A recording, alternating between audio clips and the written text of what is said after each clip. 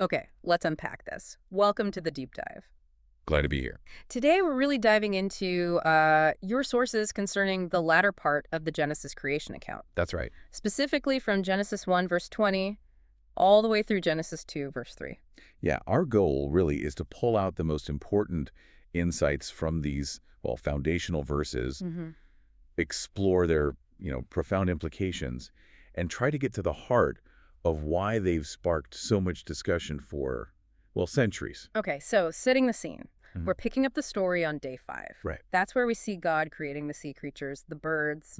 Teeming life in the waters and skies. Then day 6 brings the land animals, livestock, wild animals, all the creatures that move along the ground. A busy day. But then there's this really significant shift when humanity comes onto the scene. What is it in the text itself that signals this, that makes this creation feel so different?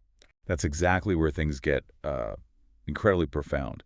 We hit Genesis 1.26, that pivotal phrase. Mm.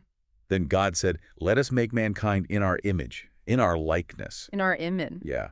And just that sentence alone, it's launched, endless discussion. What does it actually mean Right.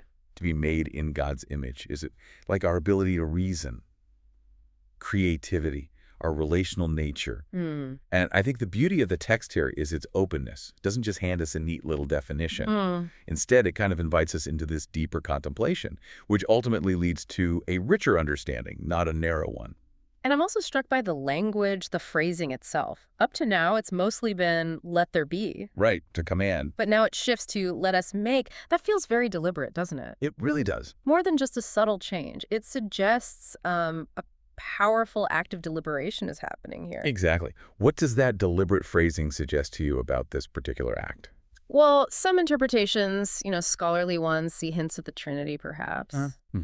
The plurality within God. Or maybe at least a sort of divine counsel, Oh, like a profound conversation happening within God's own being as this momentous creation unfolds. that's a really critical observation. Mm. That shift in phrasing absolutely emphasizes the unique, intentional nature of creating humanity. Yeah.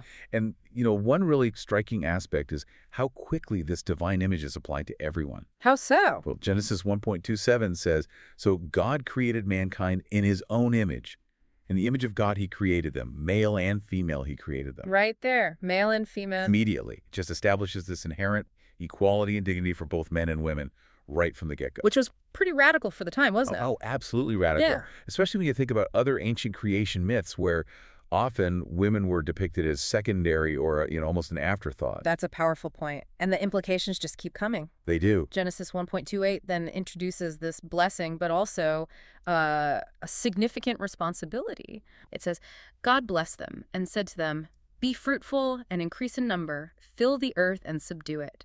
Rule over the fish in the sea and the birds in the sky and over every living creature that moves on the ground. Okay. Now, those words subdue and rule, they can easily be misinterpreted, can't they? Here easily. Yeah. Some might hear that as like a license for domination, maybe even exploitation.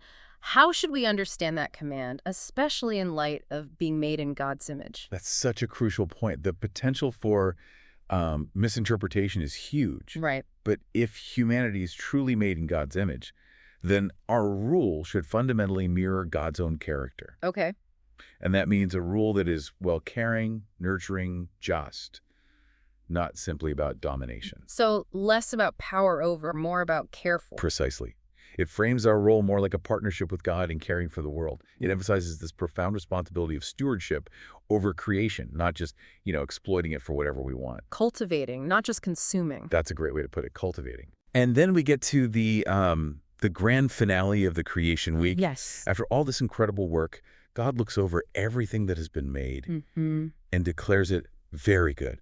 Not just good, but very good. That emphasis is important. It really is. It feels like, I don't know, God takes a step back, surveys it all, and there's this deep sense of satisfaction, completeness. Absolutely. It conveys that sense of fulfillment, maybe even perfection. Yeah.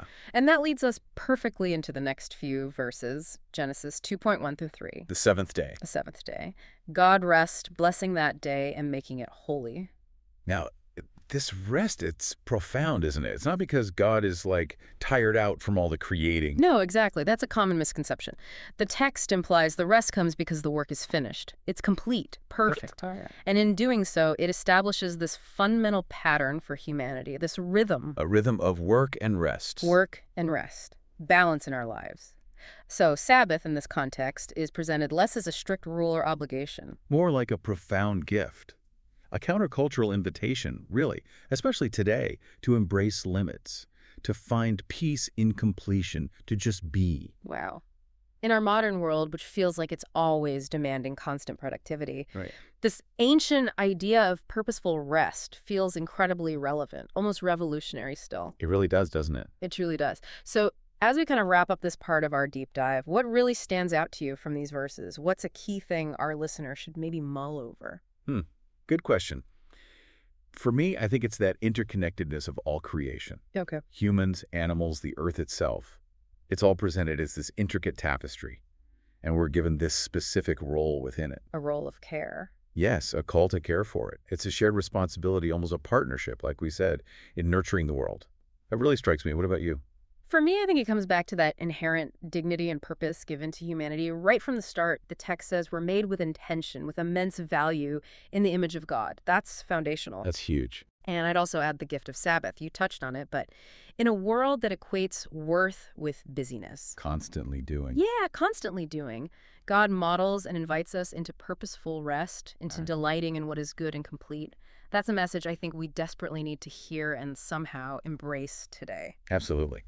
And maybe that leaves us with a final thought for you, the listener, to consider. Yeah. In a world that so often measures our worth by constant productivity, what might it truly mean for you to embrace this concept of purposeful rest?